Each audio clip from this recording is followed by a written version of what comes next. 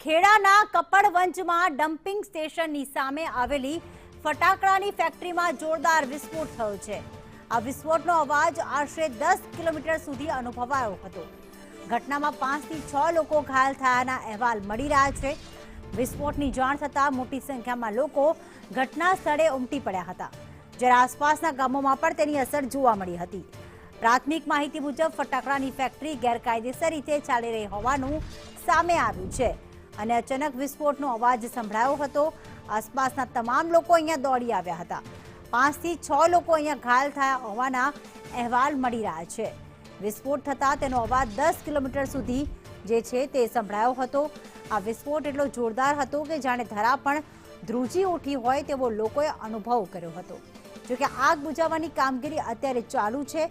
Dumping સ્ટેશનની સામે આવેલ ફટાકડાની ફેક્ટરીમાં આગ લાગવાની ઘટના બની। ફોન લાઈન પર સંદીપ રાજપૂત જોડાઈ ગયા છે। સંદીપ, ફટાકડા બનાવતી આ જે ફેક્ટરી છે તેમાં કેટલા લોકો કામ કરતા હતા? શું આ કાયદેસર હતી, ગેરકાયદેસર હતી? શું વિગતો સામે આવી?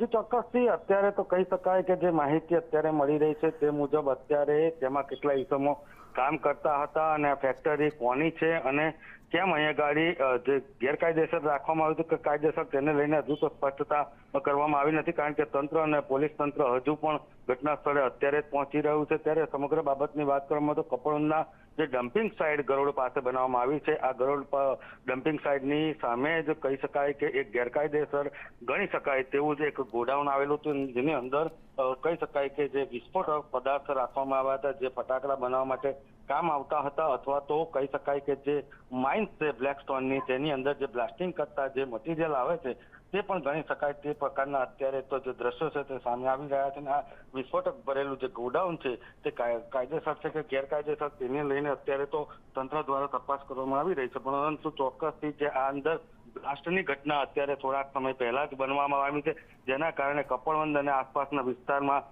10 કિલોમીટર લગીને જે ભૂકંપ છે તેના આંચકા આવે તે રીતના ધરા ધ્રુજી ઉઠી હતી અને તેને લઈને એક ભયનું માહોલ ઉભું થયું હતું। સમગ્ર ઘટનાને જાણ થતાં જ અત્યારે તો વહીવટી તંત્ર સાથે પોલીસ તંત્ર પણ ઘટના સ્થળે પહોંચી અત્યારે આગળની તપાસ હાથ ધરી છે। કહી શકાય કે તપાસના અંતે જ કંઈક નવું જાણવા મળી શકે છે અને કઈ રીતની આગળની કાર્યવાહી છે તે જોવું રહ્યું, પરંતુ ચોક્કસથી જે ગરોડ ડમ્પિંગ સાઇટ છે તેની પાસે કાયદેસર ન ગણી શકાય તે રીતના અત્યારે તો એક ગોડાઉનમાં બ્લાસ્ટ થયો છે ને જેને લઈને અત્યારે તો તંત્રમાં પણ દોડભાગ ઉભી થઈ ગઈ છે। જી સંદીપ, જે વખતે વિસ્ફોટ થયો ત્યારે અંદર કેટલા લોકો હાજર હતા તેવી કોઈ માહિતી મળી રહી છે?